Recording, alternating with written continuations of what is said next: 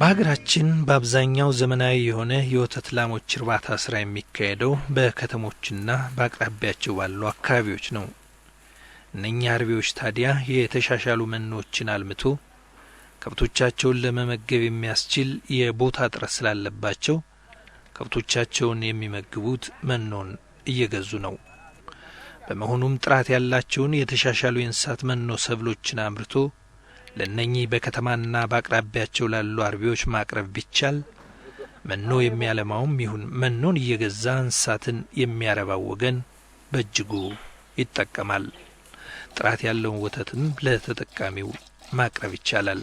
ከዚህ አልፎ ግን የተሻሻሉ የእንስሳት መኖችን በስፋት በማልማትና ለገበያ በማቅረብ ገቢም በማሳደግ ረገድ ያለው ሁኔታ ገና ብዙ ስራ የሚጠይቅ መሆኑን ነው የዘርፉ ባለሙያዎች የሚናገሩት።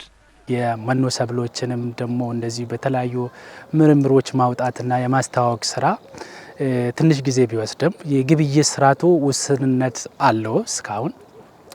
ይሄ ማለት እንግዲህ ብዙ ስራ የግብይት ስርዓቱን ለማሻሻል ብዙ ስራ እንደሚጠበቅ ብዙ ስራ እንደሚያስፈልግ ያመላክታል ማለት ነው። አዎ ቀደም ሲል ባለሙያው እንደገለጹት በውስን ደረጃ በሚካሄደው የሀገራችን የተሻሻለ የእንስሳት መኖ ግብይት ስርዓት ውስጥ አንዳንድ አርሶ አደሮች የተሻሻሉ መኖችን በማልማት ከብቶቻቸውን ከመመገብ አልፈው የተረፋቸውን ለገበያም በማቅረብ እየተጠቀሙ ይገኛሉ። ይሄ መኖ ሁለት አይነት ጠቀሜታ ለኛ ማለት ነው። አንደኛ ላሞቻችንን እንመግባለን፣ ከዛም የተርፈንን ደግሞ ለገበያ እናቀርባለን። የገበያ ችግር የለም።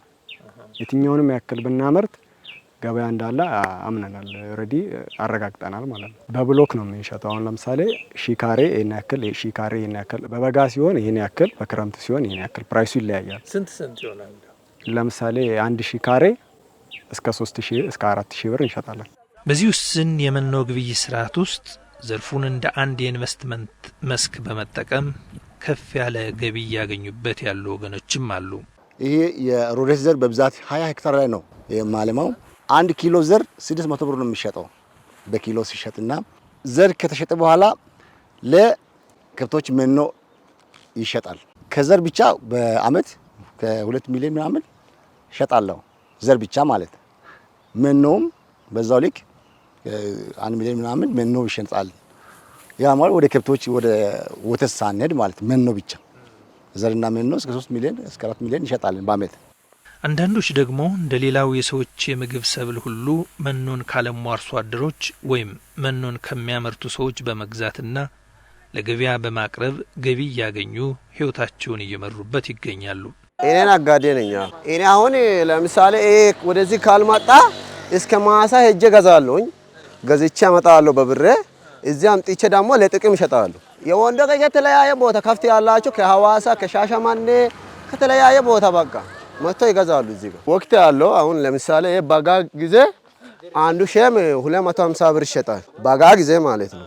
አሁን ክረምት ሲሆን ደግሞ በየቦታ ሳር፣ በቆሎ አገዳ፣ ሽልቃቆ ምናምን ሲኖር ዋጋ ይቀንሳል። እኛው ከድርጅቶች ለምሳሌ እንደ ጽዳት ተብሎ ትልልቅ ድርጅቶች ለምሳሌ ሐዋሳ ዩኒቨርሲቲ እንደ ጽዳት ተብሎ የሚሰጥ ቦታ አለ፣ ተጫርተን እንገዛለን። እንደ ኤርፖርት ለምሳሌ አየር ማረፊያ መንገዶች ማዶ እርሻ አላሙዲን ማሳ ምናምን ወደ ከቱላ አለፍ ብለንም የምናመጣበት ከይርጋለም ከሩቅ ቦታ እናመጣለን። አሁን ለምሳሌ ሳር ከጨፌ ሳር የሚለይ ሳር ነው። ሁለት አይነት ሳር አለ እና እሱን ሲያስፈልግ የጨፈን እንገዛለን። ወቅት አለው፣ ዋጋ ወቅቱ ይጠይቃል። አሁን ክረምትና በጋ ሲሆን ይለያል። በጋ በጣም ይወደድብናል፣ ክረምት ሲሆን ደግሞ በጣም ትንሽ ጥሩ ነው ዋጋው። እንዴት ነው የምትገዙት? አሁን በእስር ነው። በእስር ስንት እስር ይወስናል። አሁን እነዚህ ትናንሽ እስር ናቸው፣ 6 ብርም 7 ብርም እንገዛለን። ያኛው ደግሞ እዛ ጋር ያለው ትልቅ እስር ነው፣ 200 ብር 300 400 እንደዚህ እንደ እስሩ ነው። ድርቆሹ ስንት ነው የምትገዙ? አሁን አንድ ጋሪ ድርቆሽ ያለው ድርቆሹ እስከ 3000 4000 እንደዛ ነው። አርሶ አደሩ በተሻሻሉ የእንስሳት መኖ ሰብሎች ግብይት ላይ ያለው የግንዛቤ ውስንነት፣ የመሬትና የፋይናንስ አቅርቦት እጥረት፣ የኤክስቴንሽን አገልግሎት በስፋት አለመዳረስ፣ በቂ የመኖ ንግድ ክህሎት ስልጠና አገልግሎት አለመኖር፣ የባለድርሻ አካላት የመኖ ንግድ አማራጮችን በተመለከተ ለአርሶ አደሩ በቅንጅት ያለማድረስና የመሳሰሉት በሀገራችን የመኖ ንግድ ግብይትን በመገደብ ረገድ የሚጠቀሱ ምክንያቶች እንደሆኑ የዘርፉ ባለሙያዎች ይናገራሉ።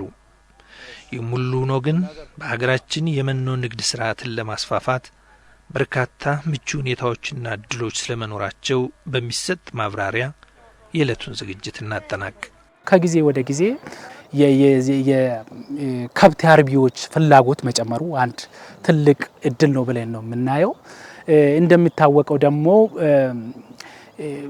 በግጦሽ መሬት ከመጣበቡ የተነሳ አብዛኛ የከብት አርቢዎች ዝርያቸው ወደ ተሻሻለ ከብቶችን ወደ ማርባት ወይ ስራ ገብቷል። ያ ደግሞ የዝርያቸው የተሻሻለ መኖ ደግሞ ለነኚህ ዝርያቸው ለተሻሻለው ከብቶች ደግሞ በጣም አስፈላጊ ነው። እነኚህ አንድ እድል ብለን መቁጠር እንችላለን። በሁለተኛ ደረጃ ትኩረት ነው። ትኩረት ማለት ከመንግስት እና ከተለያዩ ድርጅቶች የመኖን በግብይት ደረጃ በምርት ደረጃ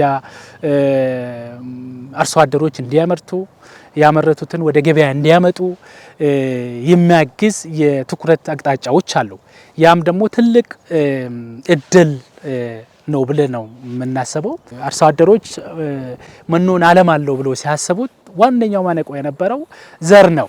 ዘር የሚያቀርቡት አካላት አልነበሩም። ከመርካቶ ወይም ደግሞ አንድ ሴንተር የሆነ አካባቢ ላይ ነው ሄደው በተለያዩ ሰዎች የሚያገኙት። ከጊዜ ወደ ጊዜ ግን የነዚህ ዘር አቅራቢዎች በአካባቢያቸው በአርሶ አደር አካባቢዎች ቢያንስ በዞን ደረጃ የዘር አቅራቢዎች ይኖራሉ። ትልቅ እድል ነው ማለት ነው ያ